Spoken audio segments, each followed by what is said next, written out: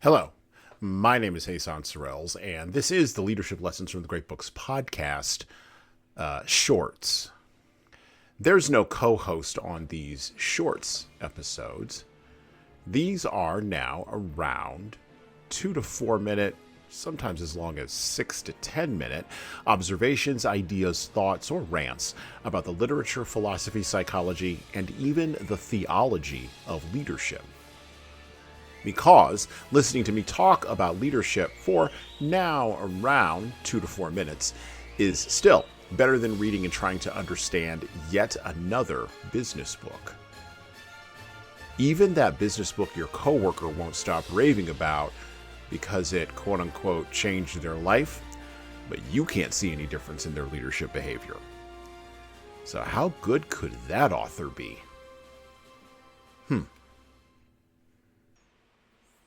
The advice that wisdom can provide is really hard to get to in an increasingly fragmented communication environment in the West.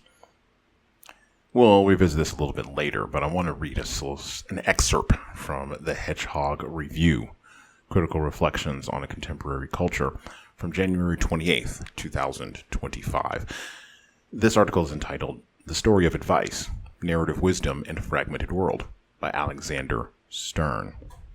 And I quote, "In a column for The Point magazine, Agnes Callard, a philosopher and professor at the University of Chicago, comes out against advice. She makes her case using an anecdote involving the novelist Margaret Atwood. Asked about her advice for a group of aspiring writers, Atwood is stumped and ends up offering little more than bromides, encouraging them to write every day and try not to be inhibited. Callard excuses Atwood's banality, blaming it on the fundamental incoherence of the thing she was asked to produce. Advice for Callard occupies a nebulous terrain between what she terms instructions and coaching. You give someone instructions, she writes, as to how to achieve a goal that is itself instrumental to some further goal, whereas coaching effects in someone a transformative orientation towards something of intrinsic value, an athletic or intellectual or even social triumph. The problem with advice, according to Callard, is that it tries to reduce and condense the time-intensive personal work of coaching into instructions."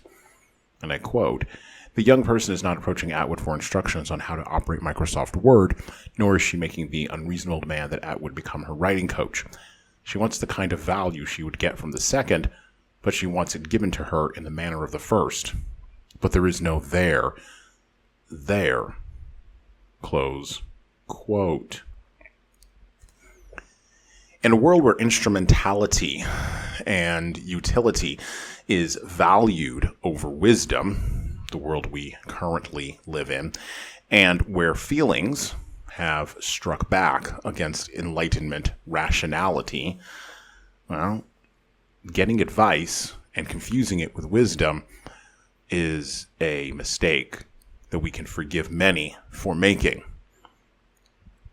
There are tendencies to seek instrumental solutions to existential problems and to treat the rich and the famous as if they've somehow figured out what the solution to those existential problems might be due to their wealth and their fame. However, what leaders need to understand is that in an instrumental world, or a utilitarian one, where feelings trump rationality, and where subjective experience is taken for objective wisdom, what leaders need to know and what they need to cotton to, what they need to hold on to, is the reality that wisdom can only come from objective truth.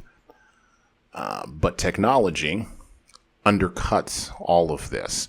And as technology continues to disperse and fragment our narratives, first starting with the printing press and the novel, and now all the way down to TikTok videos and 60-second increments of attention, the actual getting of real wisdom becomes increasingly difficult. Leaders, if you are asked to provide wisdom, ask people if they would rather receive instruction or maybe some coaching. And well, that's it for me. Thank you for listening to the Leadership Lessons from the Great Books podcast today. And now that you've made it this far, you should subscribe to the audio version of this show on all the major podcast players, including Apple iTunes, Spotify, YouTube Music, and everywhere else where podcasts are available. There's also a video version of our podcast on our YouTube channel. Like and subscribe to the video version of this podcast on the Leadership Toolbox channel on YouTube. Just search for Leadership Toolbox and hit the subscribe button there on YouTube. And while you're doing that, leave a 5-star review if you like what we're doing here on Apple, Spotify, and YouTube. Just go below the player and hit 5 stars. We need those reviews to grow, and it's the easiest way to help grow this show. And tell all your friends, of course, in leadership. By the way, if you don't like what we're doing here, well, you can always listen to another leadership show. There are several other good ones out there. At least that's what I've heard.